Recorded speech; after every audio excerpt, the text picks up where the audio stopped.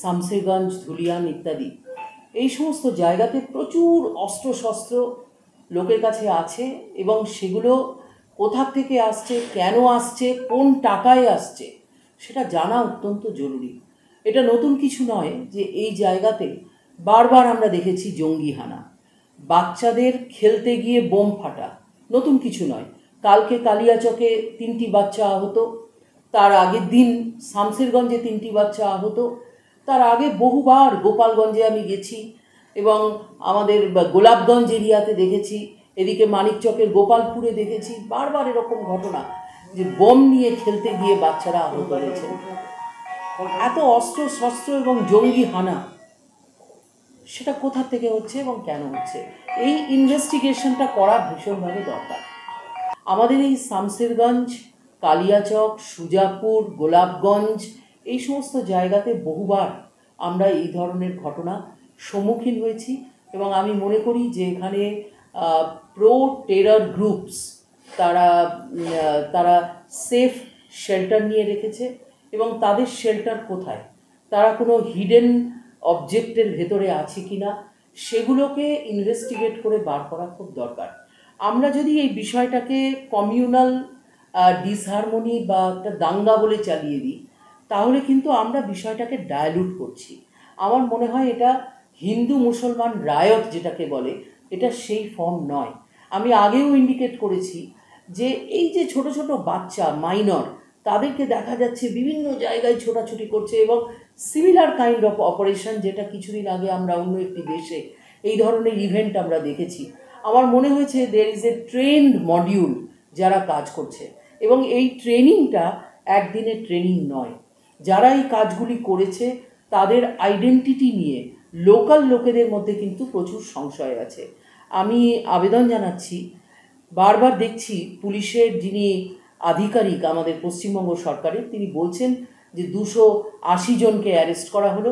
Arrest যদি করা হয়ে থাকে তাহলে তার নামগুলো পাবলিশ করতে হবে, সোশ্যাল মিডিয়াতে পাবলিশ করতে হবে, দেওয়ালে দেওয়ালে ছেপে দিতে হবে এবং তাদের ছবি দিয়ে পাবলিকের কাছে রিওয়ার্ড ঘোষণা করতে হবে যে এই লোকগুলো কী ধরনের কাজের সঙ্গে যুক্ত ছিল এবং আজকে তারা এই কাজে কিভাবে ইনভলভ হলো। হচ্ছে যে অপারেশনটা আমরা দেখলাম যেটা মোথাবাড়িতে হলো, ঠিক একটা মানে একই রকমের চিত্র আমরা দেখলাম শামসেরগঞ্জে হলো এবং লোকাল যারা রেসিডেন্ট আছেন বোথ হিন্দু মুসলমান, সবার সঙ্গে কথা বলে জানা যাচ্ছে যে তাদেরকে আইডেন্টিফাই করা যাচ্ছে না। এখন এই যে আইডেন্টিফাই না করার অর্থটা কী, কারা তারা, কোত্থেকে এলো, এবং এই অপারেশনটা দুটো জায়গাতেই দেখলাম একটা পার্টিকুলার টাইমে হলো, মানে ধুমধাম করে একটা ঘটনা ঘটে গেল এবং তারপরে শান্ত হয়ে গেল।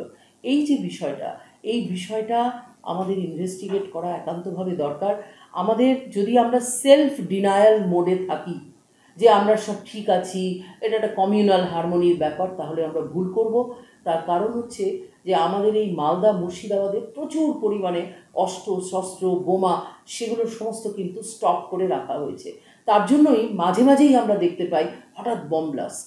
এত বড় ঘটনা শামসেরগঞ্জে হওয়ার পরেও, এত পুলিশ বাহিনী, এত বিএসএফ বাহিনী নামার পরেও আমরা কালিয়াচকে কালকে দেখলাম বম ব্লাস্টে 3টে বাচ্চা আহত হলো। তার মানে কি, এত number of arms and ammunition এখানে আছে যার জন্য এগুলো ঘটতেই থাকছে। বলছি এই প্রশিক্ষণ যেটা বলছেন জঙ্গি হামলা যদি হয়ে থাকে তাহলে এই প্রশিক্ষণ কি বেঙ্গলে দেওয়া হচ্ছে না বাইরে থেকে নিয়ে আসা হচ্ছে প্রশিক্ষণ? দেখুন, আমি তো ইনভেস্টিগেশন এজেন্সি নই। আমি যেটা বলছি আমার মানে আমি এটাকে ফলো করছি, খুব ভালোভাবে বোঝার চেষ্টা করছি। প্রত্যেকটি ভিডিও ফুটেজ যতটুকু পাওয়া গেছে আপনাদের দ্বারা, সমস্ত ফুটেজের ওপরে আমি নজর রাখছি এবং ইনভেস্টিগেশনের যে নেচার অফ ইনভেস্টিগেশন সেটাকেও আমি ফলো করার চেষ্টা করছি। তাতে আমার মনে হচ্ছে যে ট্রেনিং প্রোগ্রাম এই ধরনের ছোট ছোট বাচ্চাকে কোথায় করা হচ্ছে, কেন করা হচ্ছে, তাদেরকে আমাদের খুঁজে বের করতে হবে। এবং আপনি জানবেন যে আমাদের এই যে মালদা মুর্শিদাবাদ, সেটা কিন্তু চাইল্ড লেবারের জন্য একটা বিরাট সোর্স এরিয়া।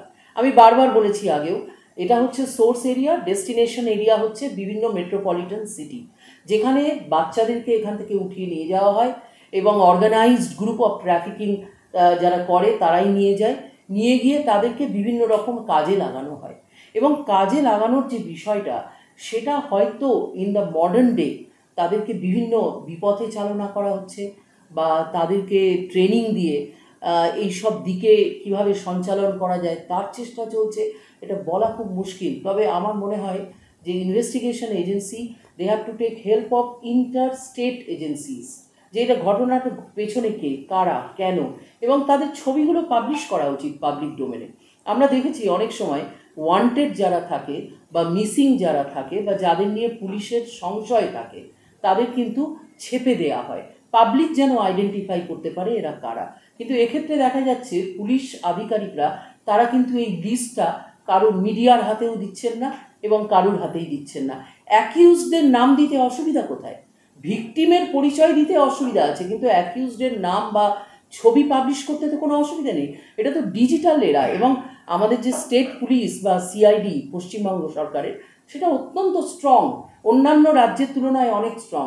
তারা যদি চান তারা ডিজিটালি এটা পাবলিশ করতে পারেন এবং তার লিঙ্কেজ বিভিন্ন জায়গা থেকে তারা ইনভেস্টিগেট করে বার করতে পারেন।